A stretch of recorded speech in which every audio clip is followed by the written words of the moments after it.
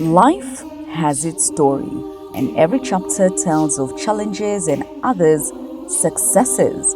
But while things seem to work themselves out for some people, to others, it may seem like hell on earth. This is The Bailers with real life stories. Hi, my name is Flora Mwikali Kanyole. I welcome you to the New Scent Center International. The New Scent is a home for girls who've been sexually abused or are being sexually trafficked.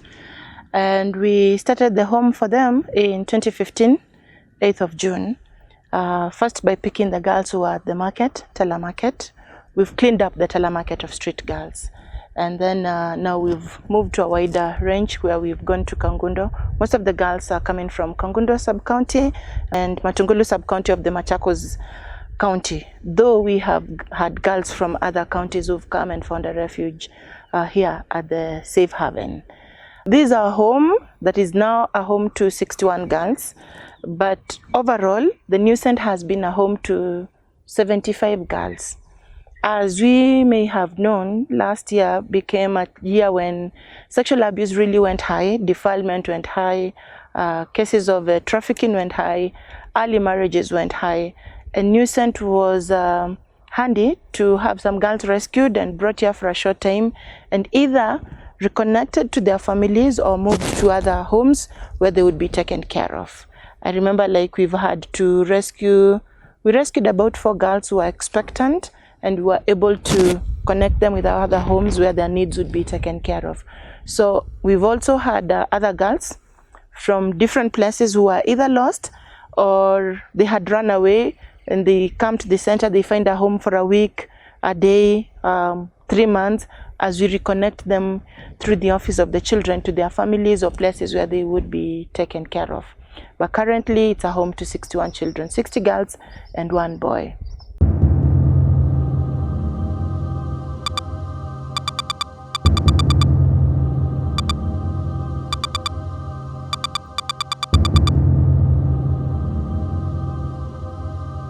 I was raped by my own dad.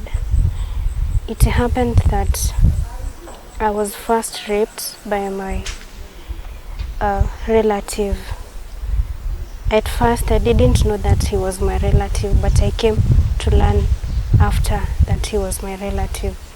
Then my mom never went to school, so she could not take good care of me. So it was my dad who was responsible. He would take me to the hospital and back home. You see, when we go to the hospital, the tests, he's the one who's been given the records. Okay.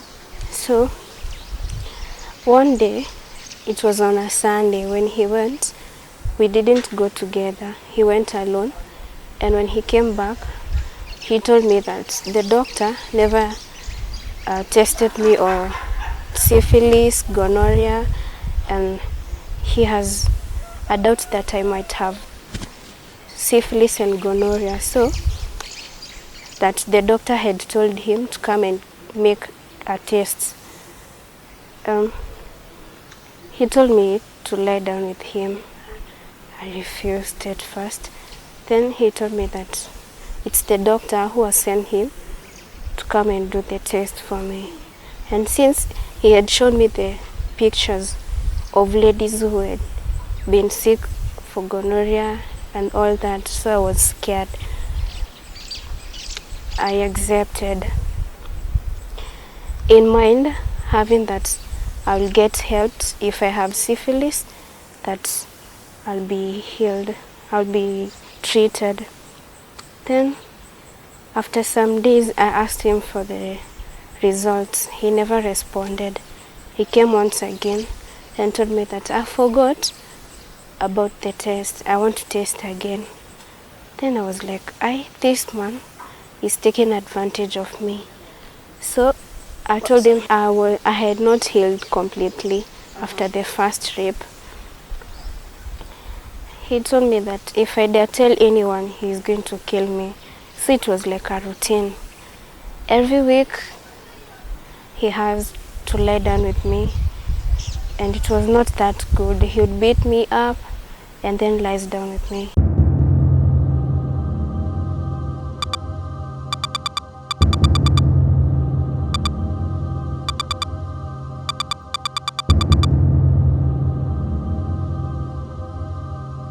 nilikuwa huko nyumbani. Nilikuwa huko nyumbani. Mama yangu alienda yeye, sister yangu ule mdogo na brother yangu wakaenda.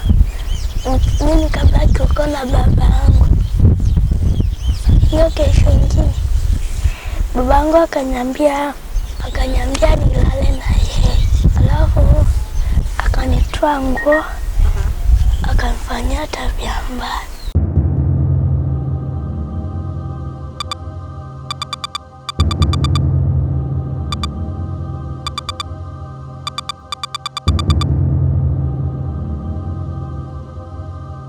Nilikuwa naishi na mamangu na babangu. Alafu nile ulikuwa unapata sometimes wanakosana, baba anafukuza mama, hivyo tunaachwa huko. Saa kuna hii time mamangu alifukuzangwa na usiku, babangu alikuja akiwa amelewa. Then babangu ikiwa saa ile tumeendelea kulala akaniita, nikaenda akaniambia, akaanza kunitoa nguo. Nile nalia, namuuliza nini, ananiambia ninyamaze hadi hakuna kushout. Sasa mimi nikiendelea kulia akaniforce nikamlalia juu. Then nikiendelea kulia ananitishia, ananiambia ninyamaze kama aniue. Mimi nafanya kunyamaza. Then akanifanyia tabia mbaya. I was about 5 years. Akimaliza akaniambia kuwa nisiambie mtu yeyote. In this center we have all these girls, and we usually say we are brought together by a common sisterhood, which is a sad commonality of the fact that 98.5% of all these girls have experienced one form of sexual abuse or another. They've been defiled by people who should have protected them. They've been raped. They've been sold for money. They come from streets. They come from orphaned homes where we have about 11 orphans. No, they're now 15. We have about 15 orphans now. Some of them are total orphans who had resorted to selling their small bodies in order to survive, because some of the relatives that were left with them took whatever their parents had left behind, and they could only survive by going to sell their small bodies for 20 shillings or 10 shillings. And this was encouraged by some of the people who were supposed to have protected them. We have girls who lived in the streets. Like I said earlier, we have cleaned Tala Market of all street girls. They do not, Tala Market now doesn't have street girls other than those that have just gone in the recent past. Girls that slept in the sand soil heaps, and they used the sand soil to cover themselves to the neck and spend their nights there. Girls that spend their nights in trash bins. They would get into the trash bin, sleep there, and wake up very early in the morning, go collecting foods from the same trash bins or even from the market vendors' remains. You know, the avocados that would have remained, the potatoes that were rotten, they would collect, go cut off the pieces that were rotten, and then they go cook them, or even pineapples, oranges, and all that. We have those that survived from that kind of a background. Again, others coming from a background where parents were alcoholics, and moms were alcoholics as well, working in as bar attendants, and so some of them trafficked them to the men that they found in these bars, and they would tell the child, if you want to live with me, you must accept what I am telling you. So if I am, if you want to live with me, you must go with so and so, you must go with so and so, and the parent would be paid 10 shillings, 15, 20, 200 was when it was like a gold mine. They won something huge. But when they are here, they are finding meaning. When they come, they are lost in their world. They're still trying to think of the physical pain, think of the spiritual emptiness. Where was God when this was happening? That makes it a little bit difficult at times to tell them that God is your father. They're trying to look at the father figure they had, and this father defiled them, spoiled their childhood, took away their innocence.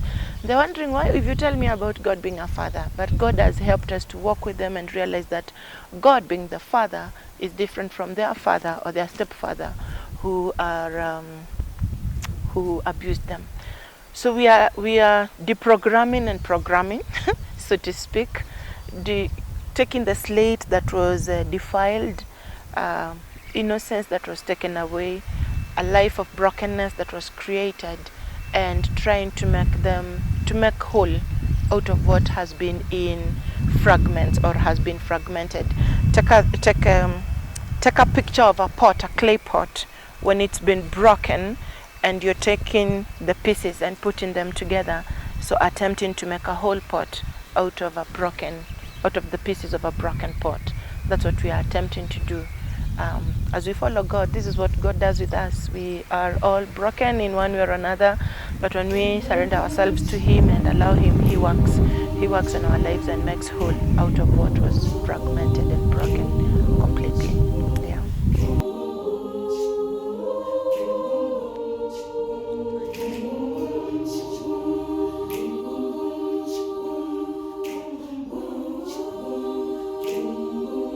The Bailers, reaching out to those in need.